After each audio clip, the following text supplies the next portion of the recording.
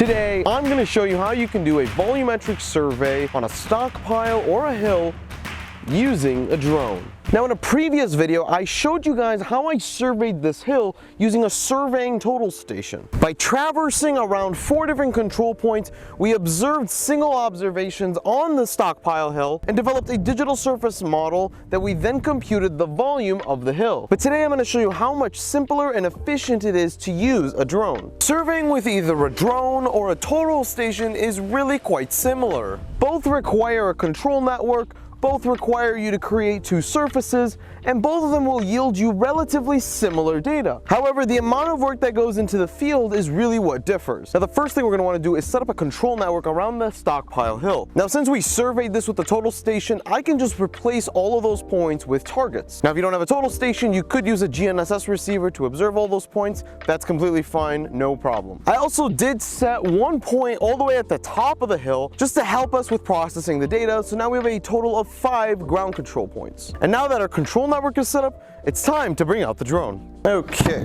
now as I'm setting this drone up, I want to answer a very important question. I'm sure some of you are wondering if using ground control points is necessary. And the short answer is no, it's not. Technically, you could do volumetric surveying without using ground control points because you're only taking relative measurements and finding the volume of material. Now, as a surveyor though, I'm going to highly encourage you to use ground control points because it's just another method of ground truthing that you can use in order to ensure that your data is the most accurate. But a process like this, it's technically not required.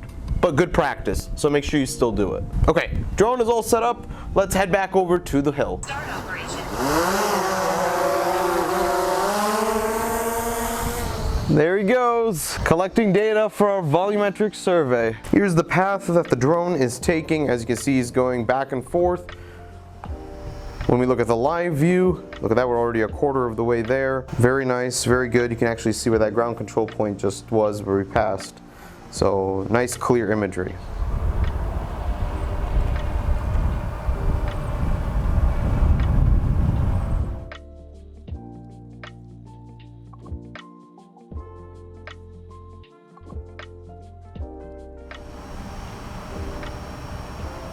All right, there he is, finishing it up.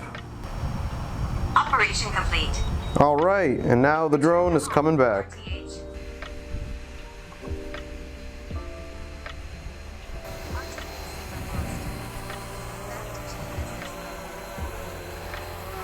Very nice.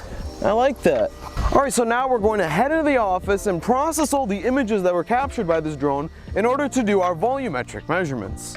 Hello and welcome to the office. Today we're going to be using Carlson Photo Capture powered by PixElement to perform our volumetric calculations on our hill. Once you open up Photo Capture, you're going to start by putting in the name of your project. I'm going to go ahead and name this project Drone Volume of Hill. Volume of Hill. Now for the output measurements, I live in Michigan and our units of measurement are international feet. So I'll go ahead and select international feet. There we go. Next, the output coordinate system, and this isn't really that crucial. The reason is that we don't really care where our project is located. When we did the volumetric survey with our total station, we actually created our own local system. The most important thing for this project is that we have the proper quantity measured. So for this instance, I'm going to go ahead and just use state plane coordinates, but it really doesn't matter what kind of coordinates I use. So Michigan South, NED 83, go ahead and use that. And now we can import our images. Here are all the images. I'm going to just simply select all of them and drag them into the software. And we can also drag in our control points so that we can georeference them to the images. And I'm going to come down here where it says add ground control points. I will select that. I have a text file. My formatting is northing easting. My units of measurements are international feet. And when it asks for the coordinate system, it's going to be the same Michigan South coordinate system. I'll then browse and I see my file right here. So I will open it. And there we go. The points are now in. I want them all to be GCPs. If I have some additional points that I wanted to make them checkpoints, I could just check off the checkpoint, but I'm just going to stick to ground control points. So then I'll hit finalize. Now it's asking if I can see the points. I can, so I will say yes. And now with all the data in, we can start with our initial processing. I'll select create. I'll validate that everything looks good here, and then I will create my project. And now I'll just let the image pre-processing run its course. A few moments later. Alright, and now that the image pre-processing is complete, the bundle adjustment has started and it's gotten to 75%. At 75%, we are now required to add in the corrections for our reference points. So it says here, reference points ready for correction, and we can click on correct reference points. And this right here is just the general tie points, as well as our reference point manager. I'll expand this screen. And now all I have to do is reference the center of each target for every point in this project. So here, point number 1, I've gotten every single center. Point number 2, same thing. This right here is point number 3, point number 4, and last but not least, point number 5. Once I've georeferenced all of the control points, I can come down here to the bottom right where it says process project, and that will then allow the rest of the processing to take place, generating our outputs. So I'll come back when the outputs are ready. One eternity later. Alright, and the processing has now been completed and we have our outputs for our project. So you can view all of these individual outputs, but Photo Capture will combine several outputs and give you different tools that you can use for your advantage.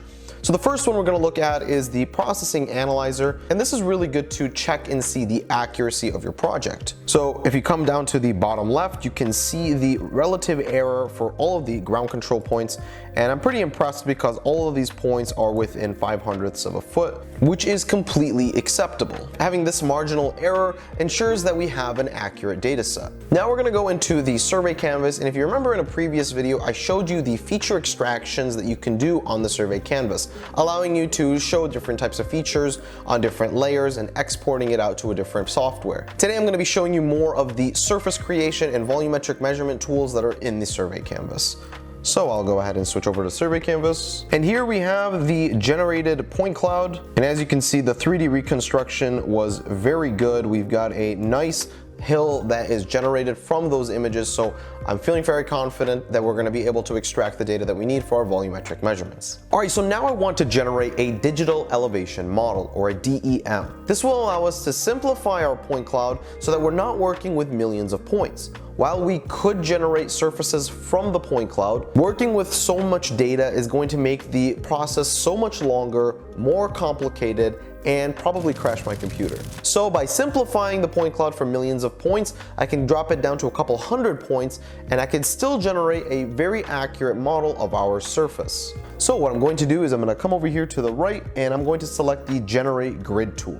Now as you can see here, we can change the intervals for X and Y, and I'm going to go ahead and change them to 5 feet apart. So every 5 feet will have a point. Now I can zoom in here, and I'm going to start to select points that are at the base of our hill. And I want to make sure I get the base points as much as possible, because this is what's going to allow us to generate an accurate base surface. Come around here, I'm just rotating to make sure I actually get the base.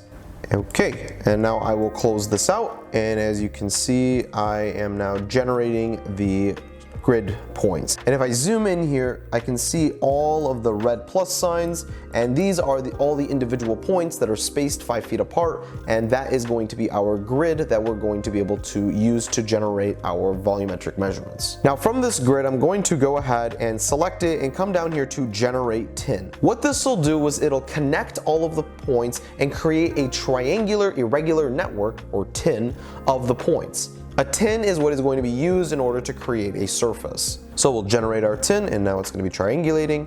And there we go. I can zoom in here and you can see all the lines creating all these little triangles for our project. Now to help you visualize the tin, I'm going to come down here to the dense and surface options, and I'm going to toggle these off. So now you can see the triangulation of the hill. It's like a wireframe, and if I rotate around here, you can definitely make out where the elevation changes and how we can see like the skeleton version of the hill. I'll go ahead and toggle these back on so everything fits back together. So I'm going to go ahead and select this tin, and I'm going to come down here to generate volume. This is what's going to allow us to generate our volumetric measurements. I'll select generate volume, and now I have the option to auto-generate my base tin. This is really, really powerful, and I love Photo Capture for being able to do this. What they do is they take the outside points of your tin and generate the base tin underneath of it, which allows them to take the differences of both surfaces to calculate the volume. So I'm going to select auto-generate tin, and there we go. It's generating the volume And now we have a volumetric measurement of our stockpile. And the volumetric quantity that was calculated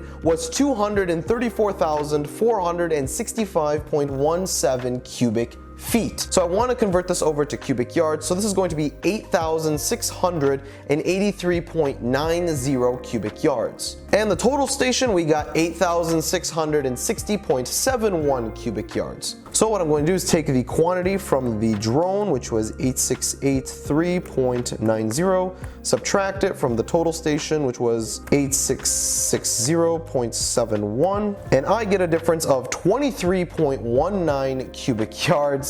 Divide that by our total station measurement, 8660.71, and I then have this decimal. I will then multiply that by 100, and with that we get an error of about 0.3%. And with 0.3% error, I can confidently say that a drone is an accurate piece of equipment that can be used to do a volumetric survey. I hope you guys enjoyed today's video. If you did, be sure to like and subscribe. If you're looking to learn more about total stations and how to use them in surveying, then check out this playlist up here. If you want to learn more about drones and how to use drones in surveying, then check out this playlist down here.